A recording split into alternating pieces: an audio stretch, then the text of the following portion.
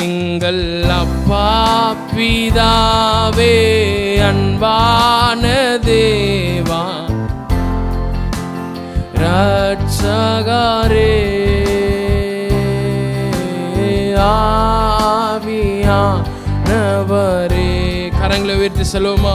ஓ நன்றி, உமக்கு நன்றி அப்பா, நன்றி உமக்கு நன்றி ஐயா, நன்றி உமக்கு நன்றி ஐயா, நன்றி உமக்கு. ஓ